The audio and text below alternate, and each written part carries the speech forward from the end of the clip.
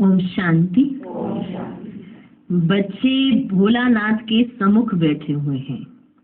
व्यापारी लोग कहते हैं ऐसा कोई मत का मूरा माना कम बुद्धि वाला भोला हो जो 1000-2000 का माल लेकर हमको खूब धन देकर जाए।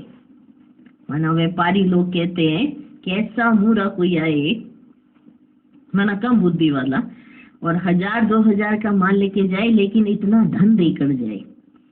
हे भगवान, हमको ऐसा ग्राहक मिलाओ माना माल हमारे पास ही पड़ा रहे लेकिन वो धन इतना देकर जाए। तो भगवान से कहते हैं हमको ऐसा ग्राहक मिलाओ। अब भोलानाथ बाप आकर बच्चों को आदि मध्य अंत का राज समझाए, त्रिकालदर्शी बना रहे हैं। मेरे जैसा ग्राहक तुमको कभी मिल सकता है? मेरे जैसा ग्राहक तुमको कभी मिल सकता है? तुम उनको अर्पण करते हो, भक्ति मार्ग में बहुत महिमा करते हो। भोलानाथ की महिमा होती है ना, तुम माता पिता हम बालक तेरे, वे आकर राजयोग सिखलाते हैं, राजाई देते हैं। बाप को कहते हैं ये जो पुराना कचरा है ना वह हम आपके ऊपर बलि चढ़ाते हैं। आप हमको 21 जन्मों के लिए मालामाल करते हो। शराब होते हैं ना, मट्ठा सट्ठा करते हैं कि नहीं करते हैं ना, कमीशन लेते हैं। वह भी कहते हैं कचरा जो भी देह सहित वह सब कुछ तुम्हारा लेता हूँ जब तुम मरने पर हो। सारा कचरा तुम्हारा ले लेता हूँ जब तुम मरने पर हो। यहाँ तुम ब्रह्मा कुमारियों के कपड़े भी सफेद है जैसे कि तुम मरे पड़े हो। मरने वाले पर हमेशा चादर डालते, सफेद चादर डालते, कोई भी दाग ना हो। चादर डालते हैं वो जिसमें कोई भी दाग ना हो। इस समय सबको माया का काला दाग लग गया है। इसको ही राहु का ग्रहण कहा जाता है। चंद्रमा पर भी ग्रहण लगने से काला हो जाता है। तो ये माया का ग्रहण भी सारे विश्व को काला कर देता है। इसमें तत्व आदि सब आ जाते हैं। बाप वैद समझाते हैं ये तुम्हारा राजयोग है। राजयोग से स्वर्ग में राजाई प्राप्त करनी है। तुम राजाओं का राजा बनते हो। नारायणी नशा रहता है, नर से नारायण बनते हैं। लक्ष्मी नारायण का राज्य होता ही है सतयुग में, तो जरूर मुझे अंत में आना पड़े। ये समय है भक्ति मार्ग का। भक्ति मार्ग में दर दर माथा टेकते धक्का खाते रहते हैं। भक्तों का रखवाला है भगवान। भक्ति का फल आकर देते कि नहीं देते हैं? आकर देते हैं। सब भक्त तो हैं परंतु सबको एक जैसा फल नहीं मिलता है।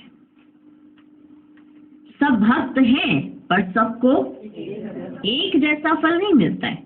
कोई को साक्षात्कार होता है, कोई को पुत्र मिलता है अल्पकाल के लिए। किस्म किस्म की मनोकामनाएं पूरी करता हूँ। दुनिया में ये किसको पता ही नहीं है कि भगवान आया हुआ है राजयोग सिखलाने। समझते हैं मैं तो द्वापर में आया तब राजयोग सिखाया होगा, फिर वहां नर से नारायण कैसे बनेंगे? अभी ही बाप तुम्हें राजयोग सिखलाकर राजाओं का राजा बनाते हैं। यहाँ तो तुम्हें सिर्फ चुप रहना है, सिर्फ चुप रहना है। मन मना भव यही सतगुरु का सहज वशीकरण मंत्र है। इस मंत्र में बहुत आमदनी है। ये माया को अपने अधीन करने का मंत्र है। माया जीत जगत जीत। भक्ति मार्ग वालों का है मन जीते जगत जीत। इसके लिए वे हठ योग आदि करते हैं। सो भी जगत जीत बनने के लिए नहीं करते हैं, वे तो मुक्ति के लिए करते हैं।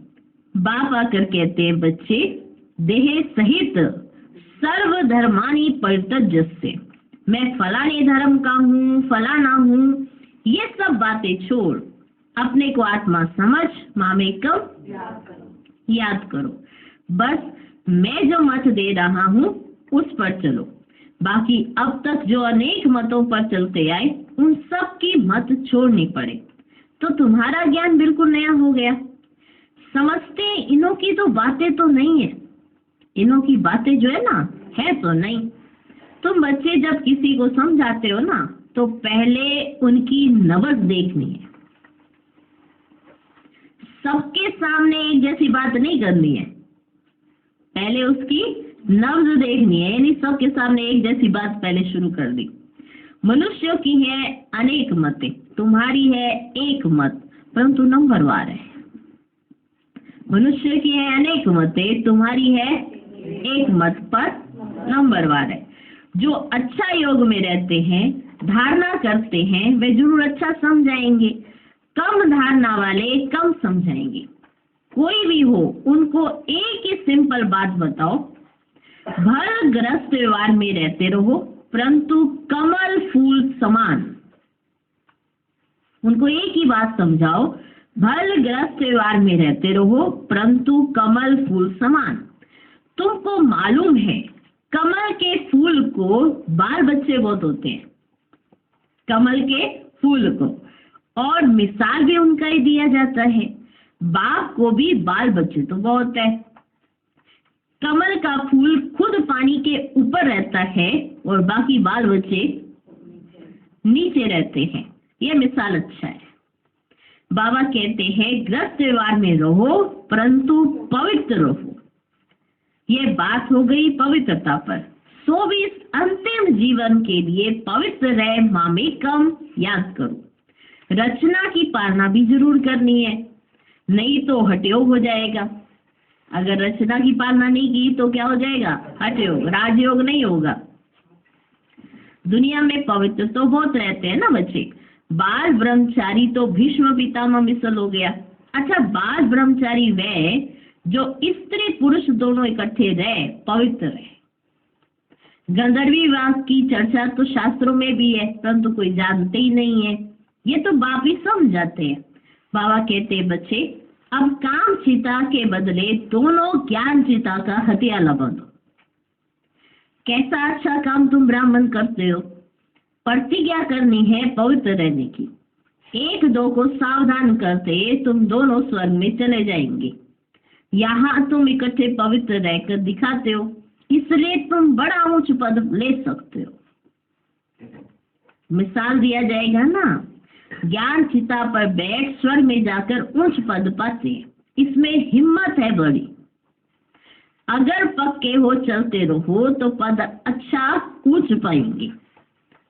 फिर सर्विस पर भी मदार है। जो बहुत सर्विस करेंगे ना, प्रजा बनाएंगे, वे पद भी अच्छा पाएंगे। बाबा मम्मा से भी ऊंच चला जाना चाहिए। बाबा मम्मा से भी ऊंच चला जाना चाहिए, बाबा कहते। परंतु जैसे बाबा कहते हैं वे दोनों क्रिश्चियंस अगर आपस में मिल जाए तो विश्व के मालिक बन जाए। ऐसे जोड़ा कोई निकले जो माँ बाप से ऊंच जाए सो है नहीं। जगत अम्बा जगत पिता ही नामी ग्रामी है। इन जैसी सर्विस कर ही नहीं सकेंगे। यह निमित्त बने हुए हैं, इसलिए कभी हार्ट फेल नहीं होना चाहिए। अच्छा, मम्मा बाबा जैसा नहीं तो सेकंड नंबर तो बन सकते हो। सर्विस पर मदार है। प्रजा और वारिस बनाने तो ये अपनी बातें है नहीं, नई नई बातें है ना। नई दुनिया रचने के लिए जरूर बाप को आना पड़े, वही रचयिता है। वह तो कह देते हैं परमात्मा नाम रूप से ही न्यारा है, परंतु ऐसा तो है ही नहीं। उनका भी कोई दोष ही नहीं है बच्चे, उनका भी कोई दोष नहीं है जो ये कहते हैं नाम रूप से न्यारा है। तकदीर में हो तो समझे ना हो, तब आत्मा नाम देखो। तकदीर में हो तो उनको समझ में बहुत आते हैं, जो समझते भी है कि बात तो बरोबर ठीक कहते हो, आत्मा ऐसी है, परमात्मा ऐसा, बात तो बरोबर ठीक कहते हो। कोई के आत्मा का नाम रूप नहीं है, तब आत्मा नाम किसका पड़ा फिर? अगर आत्मा का नाम रूप ही नहीं है तो फिर ये आत्मा नाम किसका पड़ा? आत्मा नाम तो है ना। हाँ है, तो फिर नाम रूप भी है। तुम सबको बोलो ये राजयोग है। परम पिता परमात्मा संगम पर आते हैं।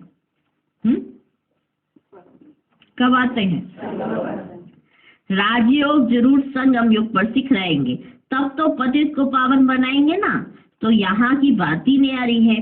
बाप कहते सिर्फ अपने को आत्मा समझो, बाप के पास जाना है, इसमें प्रश्न पूछने की तो कोई बात ही नहीं है। कहते भी है ना कि हमारी आत्मा को ना दुखाओ, ऐसे कहा जाता है ना, हमारी आत्मा को मत दुखी करो। ये पाप आत्मा है, पुण्य आत्मा है। आत्मा के लिए कोई कह ना सके कि उनका कोई रूप नहीं होता है। ऐसे कोई नहीं कह सकता आत्मा के लिए कि उसका कोई रूप नहीं होता है। परमात्मा के लिए कहते हैं कि नाम रूप नहीं है, तो फिर परमात्मा नाम कैसे पड़ा? आत्मा के लिए कहते हैं उसका कोई रूप ही नहीं होता है। तो बाबा समझाते, विवेकानंद जब रामकृष्ण के सामने बैठा, विवेकानंद जब राम कृष्ण के सामने बैठा तो क्या हुआ था? तो उनको साक्षात्कार हुआ, देखा कि लाइट आई जो मेरे में प्रवेश हुई। ऐसे कुछ बात बताते हैं। तुम बोलो हमारा है राजयोग, इसमें देह सहित देह के सभी मित्र संबंधियों आदि को भूलना पड़ता है। हम आत्मा उनके बच्चे हैं, आपस में ब्रदरहुड है। अगर सभी फादर हो जाते तो फिर फादर ही फादर को प्रार्थना करते, फादर ही फादर की प्रार्थना करते क्या? अभी हम राजयोग सीख रहे हैं।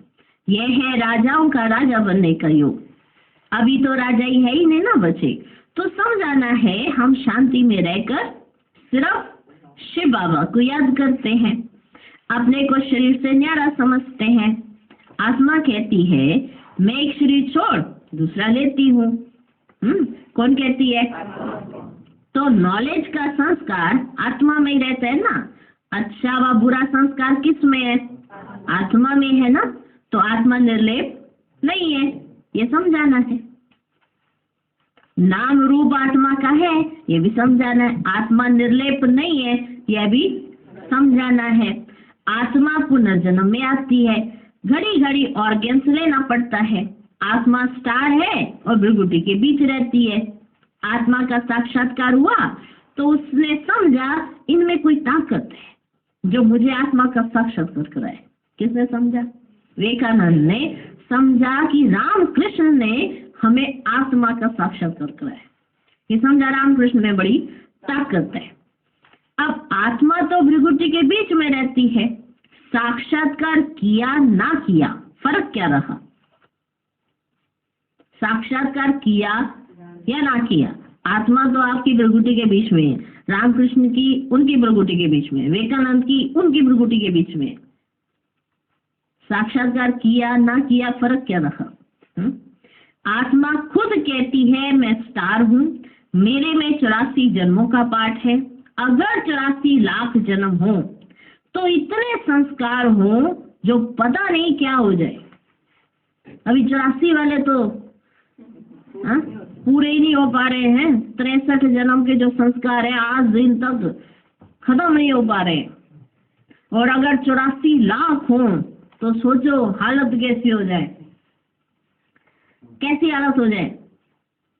जैसे अभी भी सेकंड के बाद संस्कार इमर्ज हो जाते हैं, सेकंड के बाद। तो अगर 84 लाख हो तो सेकंड से भी अगर कम तक कोई समय होता है ना, सेकंड से भी कोई कम का, तो इतनी जल्दी संस्कार। अभी देखो तो ऐसे हैं, अभी देखो तो ऐसे हैं, अभी देखो तो ऐसे, अभी देखो तो खुश दिख रहे, कुछ सेकंड, एक सेकंड के बाद क्या हो गया। इतने संस्कार है, सोचो सिर्फ 63 जन्मों के कारण। मानो बाबा ने समझा है ना, 84 जन्मों के इतने संस्कार है, तो अगर 84 लाख हो तो पता नहीं क्या हालत हो जाए। बाबा कहते हैं तो पता नहीं क्या हालत हो जाए। 84 जन्म मान सकते हैं, 84 लाख तो मान ही ना सके। अभी हम पावन बन रहे हैं। बाबा ने हमें नर से नारायण बनने के लिए पवित्र बनाया है। ये बहुत अच्छा नशा चाहिए। तुम्हें कोई से भी डिबेट करने की दरकार नहीं। ये नहीं बहस में ही उतर जाए, नहीं तू मान। हाँ, जब तक जैसे कईयों की आदत होती है डिबेट करने की, वे कोशिश करते हैं कि जब तक हमारी आवाज ऊपर रहे और दूसरे के नीचे रहे, माना हमारा पलड़ा भारी है। ये नहीं दूसरे ने कहा चल तू बोलता रहे जो।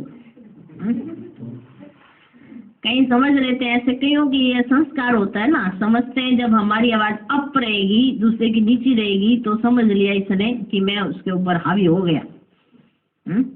यानी दूसरे ने समझा ये तो बुद्धू है ही है, क्यों इसकी ताल के साथ ताल मिलाना, चुप करके बैठ गए।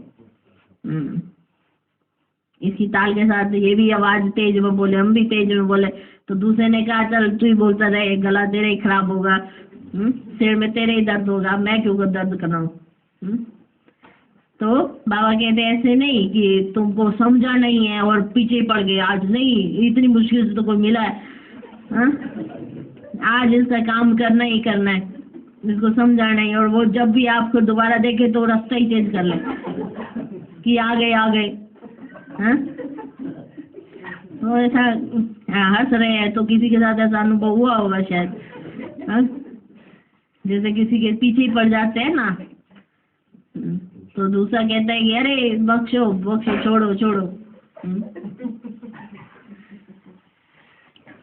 छोड़ो।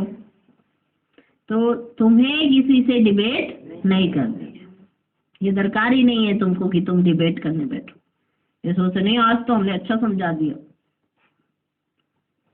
उसको चुप करा दिया, वो चुप अपनी भलाई के लिए हो गया। या आप भी कहीं भी चुप हो जाते हो तो इसका मतलब दूसरा ये समझ नहीं मेरी बात उसके भेजे में घुस गई, इसका मतलब वो घुसी नहीं होती है, वो ऐसे चुप हो जाते हैं। तो तुमको किसी से डिबेट करने की दरकार ही नहीं। देह सहित देखे सब धर्म त्याग, अपने को आत्मा अशरीर समझना है। भले हमने शास्त्र आदि पढ़े परंतु डिस्कस क्यों करें। कई ऐसे बड़ा शौक चढ़ता है, मैंने भी पढ़े शास्त्र, तो वो पूरे मंत्र शंत्र याद करना शुरू कर देते हैं कि हाँ भी अगर शास्त्रवादी मिल गया तो वो एक सुनाएगा हम दो सुनाएंगे, एक सुनाएगा हम दो। बाबा कहते हैं तो हम डिस्कस ही क्यों करें उस बारे में, जबकि बाप ने कहा है हम एक कम याद करो। और दूसरा फरमान है गृहस्थ व्यवहार में कमल फूल समान पवित्र रहो, योग अग्नि से ही पाप नाश होंगे। भगवान उवाच है भगवान भी परम आत्मा है,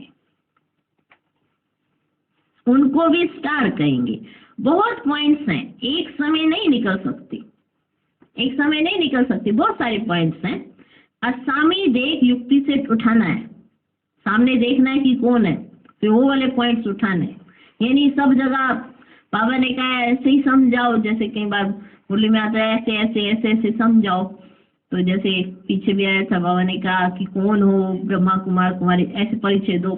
आज बाबा बता रहे हैं कि कोई ऐसे देने हो तो वो सामने वाला भाग ही गया, जैसे कोई बड़े ऐसे समझा रहा हो कि हाँ भाई हम कहाँ से हैं, हाथ मिलाए आज से कहाँ से हैं, वो कह इतनी देर लगा रहे आगे बात करने में, क्योंकि वो बच्चा तो याद करके सुना रहा है कि बाबा ने कैसे कैसे कहा था। समझे, आपको होमवर्क भी दिया था ना इस पे कि कैसे समझाना है, तो सबने शुरू किया मैं ब्रह्मा कुमार कुमारी हूँ। अच्छा है, वो तो हमने होमवर्क ही दिया था, पर आम ऐसे नहीं होता है ना।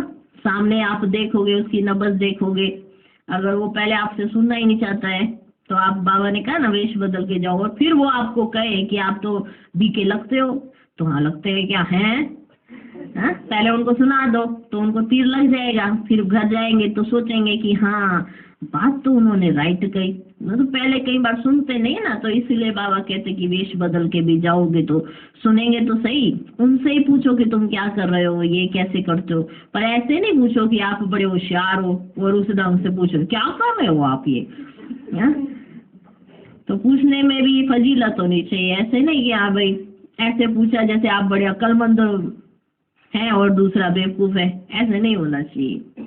कि जैसे आप ऐसे लगने चाहिए कि आपको नॉलेज नहीं है और आप तब पूछ रहे हो उनसे, कि आपको याद ही नहीं है कि ये किसका चित्र। जैसे विदेशी आते हैं तो वो पूछते हैं ना कि ये किसका चित्र है, ये कौन है। जैसे देवी देवताओं को नहीं जानते हैं तो उनको बड़ी नम्रता से पूछते हैं, ऐसे पूछना चाहिए। ऐसे ये क्या कर रहे हो, ऐसे क्या, वो समझ जाएंगे कि ये उल्टी बुद्धि वाला कोई आ गया, इसको बाहर करो। तो माना एक जो मैनर्स होने चाहिए वो भी बड़े रॉयल होने चाहिए, और पूछने में भी ऐसा लगना चाहिए कि आपको नहीं आता है तो आप पूछ रहे हो, तो वो आप उससे उत्तर देंगे, फिर आप प्रश्न कर सकते हो, फिर आप वो उत्तर देंगे, फिर और प्रश्न कर सकते हो, फिर आपके प्रश्नों को सुनकर उनको लगना चाहिए कि हाँ इसका अर्थ हमें भी पता होना चाहिए, तो आप उनको सही दिशा दिखा। ऐसे नहीं कि अभिमानी हो जाओ, ये तो भोंदू हैं, हम बुद्धिमान हैं, ऐसे नहीं। या आपके बात करने के तरीके से पता पड़ता है कि आप किस तरह से बात कर रहे हो। ठीक, तो आपको किसी से हम डिस्कस ही क्यों करें इस बारे में, जबकि बाप ने कहा है माँ बेकम याद करो, और दूसरा क्या है, दूसरा क्या फरमान है, ग्रस्तवार में कमल फूल समान पवित्र हो, योग अग्नि से ही पाप नाश होंगे। भगवान उवाच, भगवान भी परम आत्मा है, उनको क्या कहेंगे, स्टार कहेंगे। देखो बच्चे, असामी देख युक्ति से उठाना है, बोलो हम भी शास्त्र पढ़ते हैं, परंतु बाप का फरमान है कि सभी को भूल मामे कम याद करो। वह है निराकार, आत्मा को तो सब मानेंगे, विवेकानंद वाले भी मानेंगे। आत्मा तो सभी में है ना, जरूर उनका बाप होगा ना, तो आत्मा का भी तो बाप होगा ना, जिनको परम पिता परमात्मा कहा जाता है। ये सब पॉइंट्स है ना, ये सिमरन करने से सदैव पॉइंट्स मिलती रहेंगी, स्टीमर भरता जाएगा। ये भी जैसे अविनाशी ज्ञान रत्नों का वक्खर भरता है, माना सामग्री भरती जाती है, जितना आप विचार सागर मंथन करते जाएंगे। पॉइंट्स नोट कर रिवाइज करो, यह है रतन, इनको धारण करने और लिखने का शौक चाहिए। अच्छी तरह से सबको समझाना है। आत्मा तो सभी में है, उनका नाम रूप नहीं है क्या, उनका नाम रूप नहीं है। ऐसे तो कह नहीं सकेंगे आत्मा का रूप है तो परमात्मा का क्यों नहीं है। उनको कहा ही जाता है परम पिता परमात्मा, परम धाम में रहने वाला। कितना बच्चों को समझाया जाता है, तो आप सर्विस करके दिखाओ।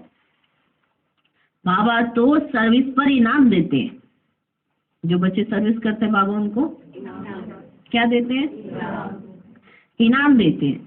कितना श्रृंगार कराते ज्ञान रत्नों का। हम यहाँ के पदम पति नहीं बनना चाहते हैं, हमको तो चाहिए विश्व की बादशाही। अच्छा, मीठे मीठे सिकिलधे बच्चों प्रति माता पिता बाप दादा का याद प्यार और गुड मॉर्निंग।